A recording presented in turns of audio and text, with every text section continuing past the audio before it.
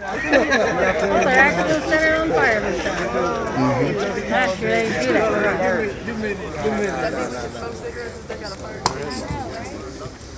Good morning, everybody. How we doing? Morning. I'm gonna try and talk loud. I'm not yelling at you. No offense. Okay? Just trying to make sure everybody can hear. My name is John. I work for Fire Systems Pro. We take care of your fire equipment systems here in your building. And they have asked us to come down and talk to you a little bit about fire extinguisher use and fire extinguisher training. And when we leave this today, Sherman will be certified to use a fire extinguisher. We're not going to do 70 people, but we're all going to watch Sherman struggle to do this in an appropriate manner and do it twice if necessary to be compliant in order to get a certificate. Okay? We do this for a lot of our customers. We come out and train full staff. Sometimes it's maintenance staff. Sometimes it's a designated fire brigade staff that we train and certify for this purpose, required by OSHA if you're on a fire brigade, for example. First thing I want to talk about is if you're out in the plant or if you're in a room in the office or anywhere that you might be on the property and you discover a fire and you're by yourself, what are you supposed to do? Okay? Company policy says you're supposed to alert the supervisor, whoever the supervisor is, by whatever means necessary to do that. And they should make an announcement over the PA at that point that there is a fire in the building and that everyone should evacuate. Is that clear? Never, ever attempt to use a fire extinguisher without someone else in the plant knowing that there's a fire situation. Because if something happens to you and you get a face full of toxic smoke and you go down, nobody else knows it and the fire is going to grow. Does that make sense to everybody? Okay? When there is a fire, a decision has to be quickly made whether or not you are going to use a fire extinguisher. First of all, you would need to feel comfortable doing that, and the fire would have to be small enough to where if you attempt to put it out with a portable extinguisher that you have a chance for success. Okay? No one here in management, they can speak up if I'm misspeaking here. No one expects you to be a hero, okay? And to fight a fire single-handedly. No one expects that of you. In fact, they would prefer that you not try to be a hero. Does that make sense? Your personal safety and the safety of those around you is your number one priority. That's why you alert the entire building and everyone can proceed into the evacuation procedure as described in your employee manual. Portable fire extinguishers are required to be in your building and in the facility. Only they are there to help ensure that you can evacuate safely. If you're in a small room and you walk in and there's a fire in the room, the fire extinguisher nearby is to make sure you can get out. It's not there so that everybody grabs one and puts the fire out. That's why we have a fire department and that's why we have 911. Is that all clear? Okay? Someone has to call 911. Somewhere in your procedure needs to be someone designated to call the fire department, to alert 911 that you have a fire situation in the building, no matter how small it is. Small fires can turn into big ones when your back is turned and you think the fire is out, okay? It happens a lot. Firemen come in to a situation where they've already put the fire out in one area of a building and they're working over here and the fire comes back in the area where they just put it out. Happens all the time, okay? Know where the nearest fire exit is. As soon as you discover a fire, the first thing you should do is alert someone else, and that way the plant can be alerted. The second thing is, where's your escape route? Okay? You need to have the escape route to your back. If you're looking at the fire and the smoke is going a certain way, you don't want to go through that toxic smoke to get to the exit. Identify that exit. That is your first route of escape, and if you decide to not fight the fire, that's the direction you should head. If the fire is small enough to handle and you feel confident enough in your training that you're going to receive today to attempt to put out a fire, and everyone's been notified and evacuation is in progress and 911 has been alerted, only then should you attempt to use a portable fire extinguisher. Is that clear to everybody? Locating the nearest fire extinguisher, you have signs above them, and if you're working in an area where there's hot work going on, particularly anywhere Sherman has a torch in his hand, that's probably a good idea to know where the nearest fire extinguisher is. And I pick on him a lot because we've known each other for quite a while. You should have a fire extinguisher inside this building within 75 feet of wherever you are. That's fire code. If you're more than 75 feet from the nearest fire extinguisher anywhere in this plant, you have a fire code deficiency, okay? They have to be that close. And that doesn't mean that you have to walk all the way down to the end of an aisle, make a turn and go all the way up the next aisle to get to it when it's only 10 feet away. That doesn't count. You have to count the walking distance. It's 75 feet of walking distance. Does that make sense to everybody? Kind of get familiar with where they're at in your work area, especially if you work in the same area every day and that's your station, so to speak. You should automatically know where the fire exit is and where the nearest fire extinguisher is. That's something that you can commit that to memory in 2 minutes and just know that for as long as you work here and you're at that same station. I want to talk a little bit about the different classes of fire. Anybody ever see these symbols before? It's kind of hard to see when you're that far away. These symbols are on every fire extinguisher ever manufactured, okay? And they tell you the hazard class, and it even has a picture so you don't actually have to read it. 4 classes are A, B, C, and D. In this building, you are unlikely to encounter a Class D fire, flammable metals like lithium and magnesium. You're probably not going to encounter that unless the engine block of a vehicle is on fire, which has magnesium parts. That does happen. Class A fires are wood, paper, cloth, anything that leaves an ash when it burns. Okay, that's a Class A fire. Simplest to put out and the least likely to rekindle. Class B are flammable liquids, burning fuel, paint, any of those kind of items that you may have inside the building that should be stored in a flammable liquid storage cabinet, right, Sherman? All those things are. Class C is an electrical fire. If you have an electrical fire and you de-energize the electric to the fire, it's no longer a Class C fire. It's no longer an electrical fire. Then it becomes a Class A fire at that point, okay? All of your extinguishers, correct me if I'm wrong, Sherman, I've done this inspection, but I do 3,000 buildings. All of your fire extinguishers in this building are called multi-purpose dry chemical, or ABC. They're good for all 3 classes of fires, okay? You shouldn't have to choose or seek out the correct one. Anyone that you find should be capable of handling anything you have in this plane. You got 2. You got Halon at the internal and 1 at automation. Okay, you have 2 clean agent gas extinguishers that are rated B and C. They're not rated for Class A fires. If it's a very small fire like a trash can, it would actually put it out. But if it's large packaging components, those 2 are not going to get it done. Okay? This extinguisher here is one of ours, and it is a 10-pound unit. That means it has 10 pounds of ABC dry chemical in it. The UL rating for this is 80 BC. Okay, and what that means, if you can picture this hand completely engulfed with burning fuel in the bottom is a 2B fire. That means this should be able to put out a fire almost 40 times the size of this pan. Does that make you feel a little safer grabbing one of these? It has a lot of power. Okay, there's a lot to it, and its capabilities are way more than what it appears to be. Okay, this is 2B. This is capable of 80 or 60B, 30 to 40 times the size. So the extinguishers you have in this building are really good, and they're very powerful, and they can put out a lot more fire than what you might think in this size. Okay.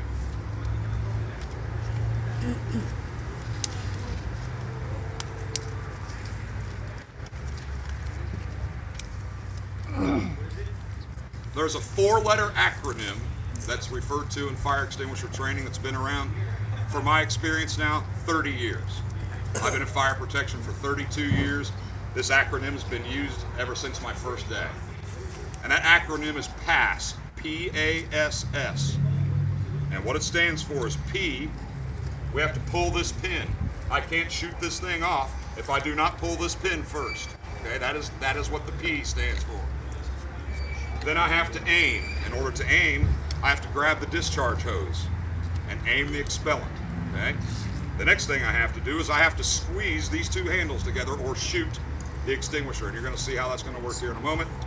And the last S is sweep, which means you're aiming at the base of the flames, and you, with a sweeping motion, cover all of the area of the source of the fire. You're not shooting at the flames. Doesn't do any good. You're going to cover the fuel or what is actually on fire, right? So that acronym is PASS, and that's pretty easy to remember. Commit that to memory one time and you'll have it for the rest of your life. And if you're ever at home and you have a home fire and you have a home fire extinguisher, the first thing you're going to remember is PASS. And you're going to remember to pull the pin, aim, squeeze or shoot, and sweep. Okay? Most fire deaths, and when I say most, it's statistically around 90%. Most fires that cause death, the death is smoke related. It's not about getting burned by the flames, people. It's about the smoke. Okay? That smoke from just about any kind of fire is toxic. It takes your breath away and can blind you, burn your eyes to the point to where you can't see. And within 2 seconds of contact of that kind of toxic smoke, you're blind and you can't breathe. And that's how people go down. And the smoke, people die of the smoke inhalation before the flames even get to them. So when we're doing this out here, we all have our safety glasses on. These are almost safe, but I've been doing this a while. But keep away from the smoke. When I light this thing up, there's going to be a black smoke. This is diesel fuel, okay? It's going to take me a minute to get it going. Anybody who drives a diesel truck knows you need glow plugs to heat that fuel so it'll start. Diesel fuel has a very high flash point, which means it has to be very warm to ignite. This piece of paper at 451 degrees bursts into flames without a spark or a fire source. Diesel fuel is about 600 degrees. Everything in your plant has a flash point. Everything will burn without holding fire to it. It has a flash point. Any flammable liquid, no different. And the flash points vary from item to item. Okay? The key to firefighting is isolating it from the oxygen and removing the heat and getting those items that are burning back below the flash point so that they do not reignite. Okay? But stay away from the smoke in any fire, anywhere you're at. That smoke can damage your lungs upon contact. It can take your breath away and make your decision making impossible. At that point, you get it in your eyes, then you can't even see the exit. So the first thing you should do if you're going to fight a fire is figure out which direction that smoke's going, and you want to be on the other side of it. Okay? I noticed when we were all standing in there during your other safety instruction that the breeze was pulling in through the doors. I had them close the doors. I don't want to fill your building with toxic smoke. It was going to pull that smoke right in. So we had them close the doors. When I light this, take a note of where the smoke is. If we need to, let's all move down here or let's all move up there so that we're not in the path of that smoke, okay? I can't really control where the wind takes it, so it's going to go where it's going to go, and we have to move to the other side, okay? I'm going to go ahead and light this thing up. It's going to take a minute. Diesel fuel doesn't go very quickly.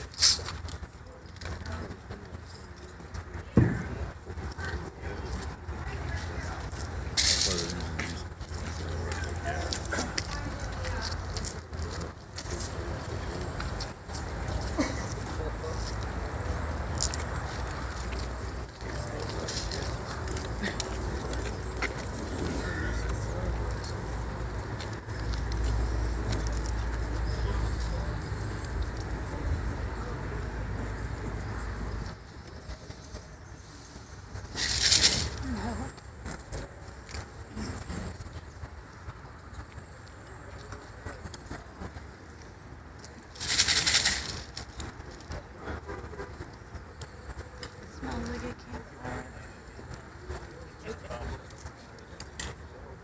Yep. When I put this out the first time, and then I go to relight it, the fuel's already hot. This fire extinguisher is only going to take it down a little bit below the flash point, okay? The second time I go to light this, it's going to be really easy. I can almost just wave the flame over it and it's back. That's why making sure that the fire is out before you leave the area is so important. If that smoke starts to move toward you, please move out of the way, okay?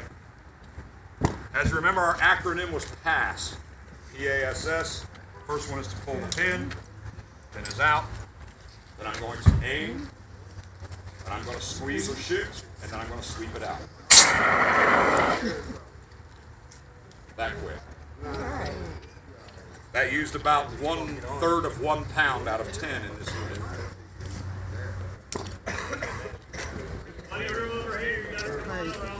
Yeah, if you want to come on over.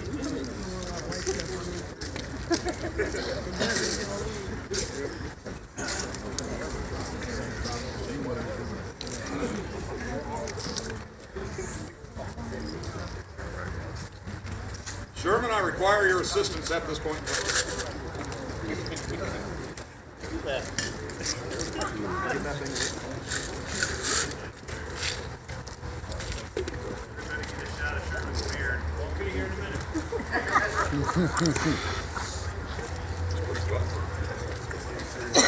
Took a long time to get it going the first time, right?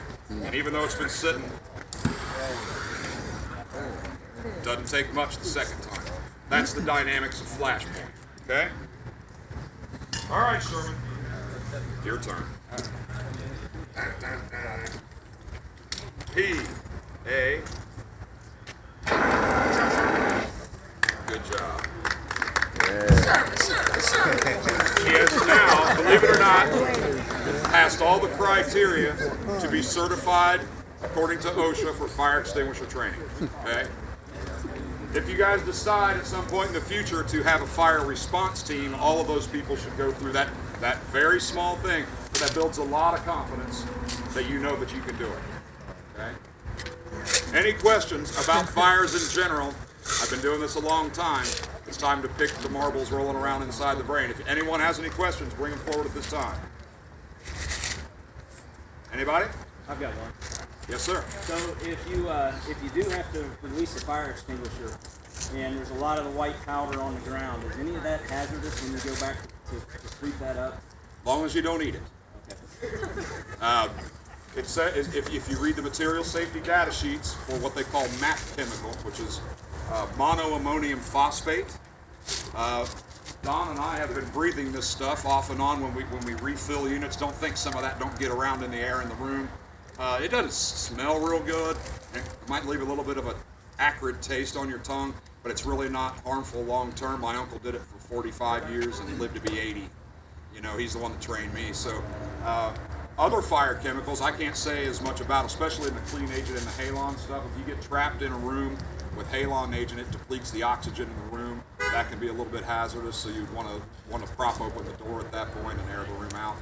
But to sweep that up, I wouldn't recommend getting it in your eyes or breathing in too much of it, because it's an irritant. If you look up irritant in your material safety data sheet terminology in the glossary, an irritant is something that you know it'll make your eyes burn a little bit if you get that in your face. It can make your you might cough if you breathe a bunch of it in, but it's not toxic in any way, shape, or form. They probably wouldn't use it as a general application fire equipment if it was. If that would make sense. Any other questions? But it does say don't eat it. It does say do not eat the fire powder. You know, it's not a good idea. Yes, sir. These small fire extinguishers you can buy that are non-refillable. Yes, sir. They lose their pressure. How do we dispose of them? Okay, that's a great question, and everybody could have this situation. A lot of fire extinguishers you buy from a retail store are not refillable, okay? First of all, they should be discharged and discarded at 12 years of age. All pressurized cylinders of any kind, whether they be propane tanks, any other kind of tank that's transported, is required to undergo periodic hydrostatic testing, which means we fill it full of water and we pressure test it at roughly double its operating pressure or more, depending on what the manufacturer requires on the cylinder. So any fire extinguisher you buy at 12 years of age, it is now required to be pressure tested. Since it can't be refilled, it can't be pressure tested either. It doesn't make any sense to have it pressure tested if you can't refill it. Discharge it, toss it. So if you're going to throw one of those away that's lost its pressure, pull the pin, aim in the trash can, discharge the contents, and throw it away. It is a disposable unit. It is a 12-year Bic lighter. That's what it is. Okay?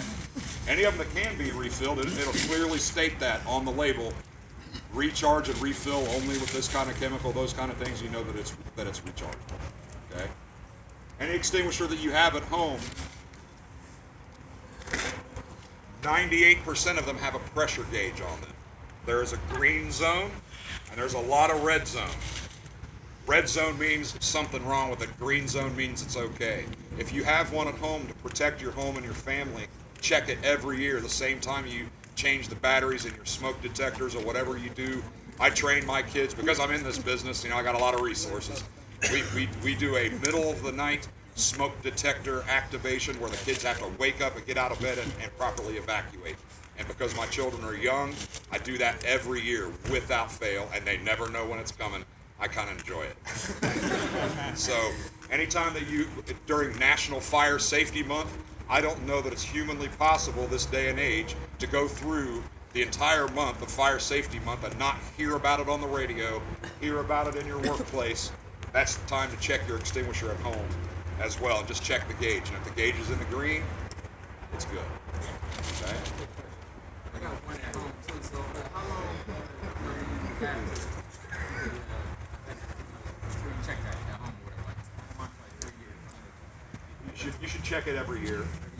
All of the extinguishers in this plant where you work are industrial rated units, okay? And they're required to be checked every year. The one you bought at Kmart, probably not an industrial unit. You probably ought to check it at least every year as well. It's probably not the quality of the ones that you have here in the workplace. So I recommend that they be checked every year. People like me who I'm in the business, my eye is attracted to anything red, like those two guys' hats. It's just natural what happens when you inspect buildings. When I walk by mine in the house, I can't help it. I look at it, once a week, but that's me because I'm in that business. But every year you should check it and check that gauge. Okay? That's a good question. Anything else? Anything that management would like to add?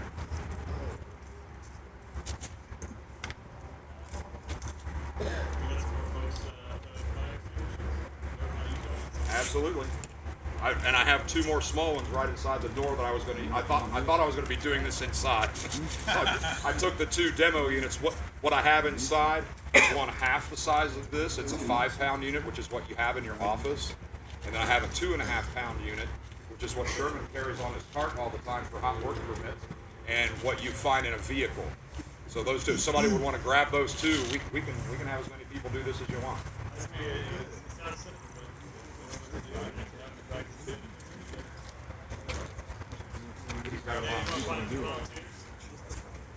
Yeah, anybody that wants to do it, come over here and we'll have you come out one at a time. There's nothing like the experience of having done it to make you feel comfortable doing it.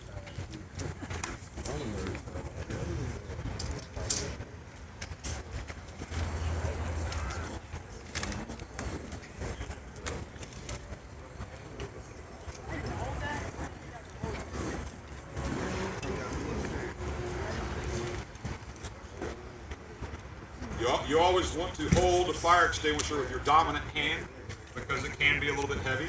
Are you right-handed or left-handed? You're left-handed. Oh, I don't know how to help you. So the first thing you want to do while it's in place is you want to pull that pin. So that has a tamper seal on it. Everyone in this building should have this tamper seal on it. And it tells me when I come around annually if the thing may have been discharged accidentally or on purpose. And it also keeps the pin from accidentally coming out and someone grabbing it and shooting it in their own face. Okay? So go ahead and pull that pin out. You can use whichever one you want. Oh, she goes for the small. Go ahead and pull that pin. She may twist it. There you go. Well done. Hold it in your dominant hand. Okay, you do not have to aim the hose because this is what's called a shotgun nozzle. That's what you see on the very small units. You squeeze those 2 handles together, and you're at the perfect distance. Very well done.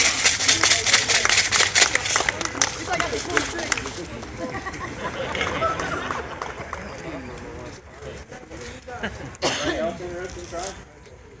Just to give you the water. You ever read that? Yeah, really easy the second time. Just act like they're not dead. Everybody was behind me. I just paid attention to them. Anyone else want to try it? I was standing out here and pulled that trigger on it. Well, now I've got it burning and nobody else wants to do it.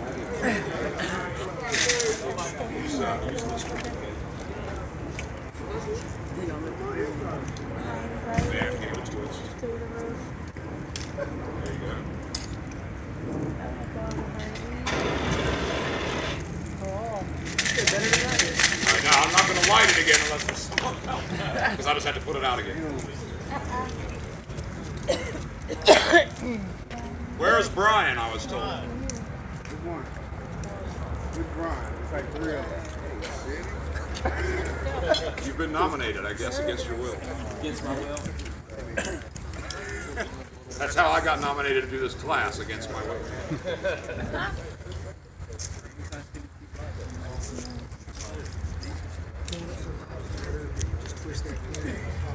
There you go.